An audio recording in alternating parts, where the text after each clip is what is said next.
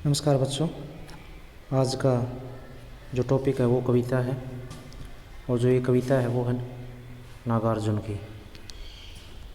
अब जहाँ तक इस कविता की बात करें, अकाल और उसके बाद, तो इस कविता में कवि ने अपने समय की परिस्थितियों को ध्यान में रखते हुए, अर्थात जब नागार्जुन थे उस वक्त जब अकाल पड़ता था, तो उस अकाल का हमारे समाज पर, हमारे गरीबों पर, हमारे मजदूर वर्ग पर क्या प्रभाव पड़ता था, वो प्रभाव इस कविता में बताया गया है। कि भी जैसे कि आपको सभी को पता है, जब हमारे यहाँ पर कोई फसल नहीं होती लगातार 2 या 3 साल के बाद, तो हमारी स्थिति है, हमारे परिवार की स्थिति है, वो कितनी ज़्यादा ख़राब हो जाती है यार। खाने पीने की जो समस्याएं पैदा हो जाती हैं। तो इस कविता में नागार्जुन ने भी इन स्थितियों को दर्शाया है। अब जहाँ तक बात करता हूँ मैं कविता के भाव की, 3 प्रश्न है ये। कविता का सार हो गया, कविता का उद्देश्य हो गया। तो आपको ये बात ध्यान रखनी है कि ये तीनों प्रश्न है वो एक ही है।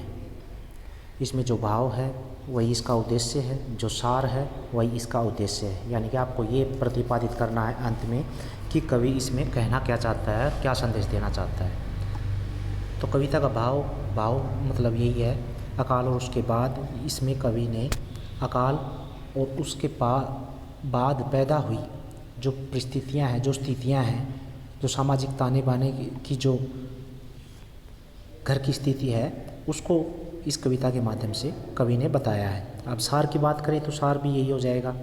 उद्देश्य की बात करें तो ये कवि ने ये प्रतिपादित किया है कि भारतीय जो समाज में उसमें अकाल पड़ते रहते हैं, और अकाल के बाद की स्थिति कैसी होती है ये इसमें बताया गया है। तो हम शुरू करते हैं अब इसका सरलार्थ। तो कवि कहता है क्या, कई दिनों तक चुल्ला रोया चक्की रही उदास। कई दिनों तक चुल्ला रोया चक्की रही उदास। यानी कि हमारे देश में आए दिन अकाल पड़ते रहते थे, और अकाल की स्थिति के बाद की स्थिति समाज की क्या होती है वो इन पंक्तियों में दर्शाई है। कहने का अर्थ है कि जब अकाल पड़ता है तो उसके बाद है हमारे समाज के कई लोगों के घरों का जो चूल्हा है वो जल नहीं पाता, और जो चक्की है उसको जो अन्न है वो नसीब नहीं होते। जब चूल्हा ही नहीं जलेगा तो चक्की कैसे, यानी कि जब चक्की नहीं पीसेगी आटे को तो चूल्हा कैसे जलेगा। तो ये स्थिति यानी कि हमारा लोगों का जो जीवन है वो अस्त व्यस्त हो जाता है, और चारों तरफ दुख की स्थिति पैदा हो जाती है। अब कई दिनों तक, यहाँ पर कहानी नहीं है, कहानी है। कई दिनों तक कहानी कुतिया सोई उनके पास।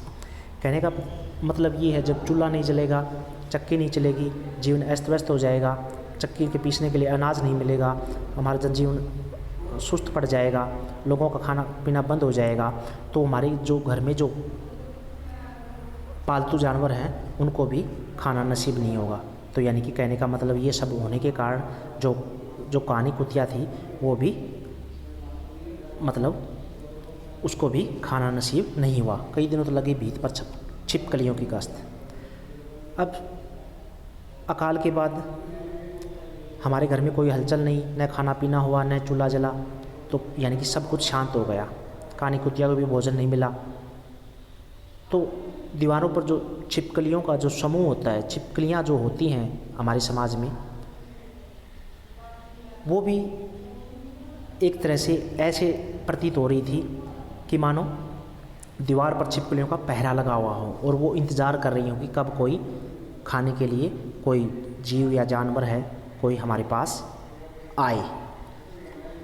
कई दिनों तक चूहों की भी हालत रही है शिकस्त।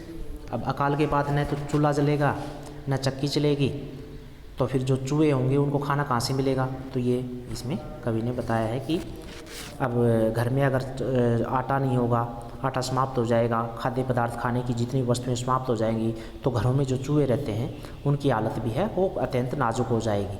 कहने का तात्पर्य यही है, ये प्रतिपादित किया है कि भारतीय समाज में आए दिन जो अकाल पड़ते हैं, उस अकाल के बाद भारतीय समाज की स्थिति कैसी होती है, इस स्थिति का कवि ने बड़ा ही प्रभावशाली ढंग से वर्णन किया है।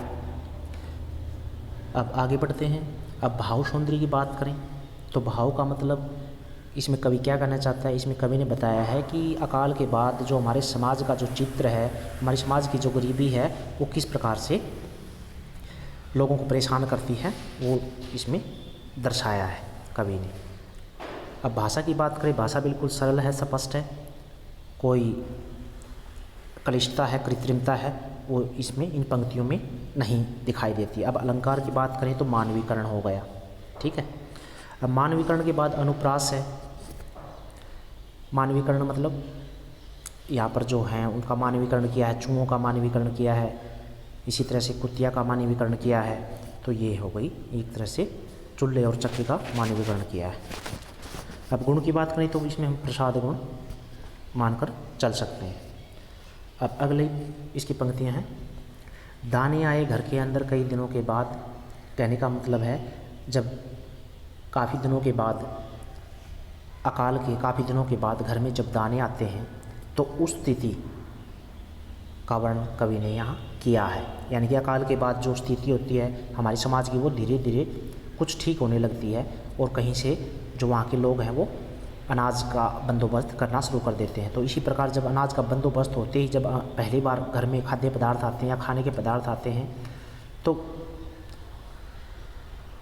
बात ही कुछ और होती है, यानी खुशी का माहौल होता है। और उस वक्त क्या होता है, धुआं उठा आंगन के ऊपर कई दिनों के बाद, और कई दिनों के बाद, अकाल के कई दिनों के बाद जब घर वालों ने या भारतीय समाज ने इस अकाल से पार पाने का तरीका ढूंढ लिया या कुछ अपना खाने पीने का जुगाड़ कर लिया, और भारतीय आंगन में जब चूल्हा जलने से जो धुआं उठता है तो बड़ा ही मतलब भोजन बनाया गया। तो उस स्थिति का यहाँ पर वर्णन किया है। चमक उठी घर घर की आंखें कई दिनों के बाद, और भोजन को देखकर भारतीय समाज की जो आंखें थी, यानी कि जो आंखें खाद्य पदार्थ देखने के लिए सुस्त पड़ चुकी थी, वो उन आँखों में भी चमक पैदा हो गई, यानी कि खुशी और आनंद की लहर दौड़ गई। यानी कि प्रत्येक घर का प्राणी है, प्रत्येक समाज के, हमारे भारतीय समाज का प्राणी है, वो खुश हो उठा या अत्यंत प्रसन्न हो उठा। कोई नहीं खुजलाई आँखें कई दिनों के बाद। अब कई दिनों के बाद घर में खाना पक रहा है, धुआं उठ रहा है, तो उसको देख करके जो कौवा होता है वो भी एक तरह से खुश हो गया, यानी कि पशु पक्षी भी एक तरह से खुशी महसूस करने लगे, क्योंकि अब उनको लगने लगा कि अब आंगन में धुआं उठने लगा है तो हमें भी कुछ ना कुछ खाने को मिलेगा, यानी कि उनको भी आस बंध गई है। अब इसमें कविता का भाव है, कविता की भाषा है, कविता का सार है और कविता का उद्देश्य है।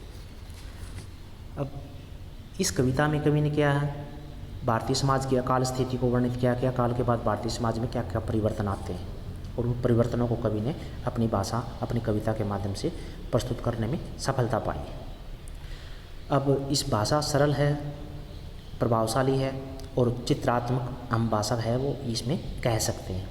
अब सार का मतलब वही शुरू की बातें कि ये अकाल है, अकाल की बाद जो स्थिति है और उस स्थिति में जो हमारे घर हैं उस घर में क्या स्थिति हो जाती है, खाना बंद हो जाता है, आटा पीसना भी बंद हो जाता है।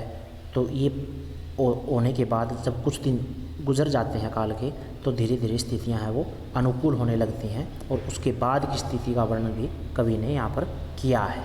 तो ये इसका उद्देश्य हो जाएगा, इसका सार हो जाएगा।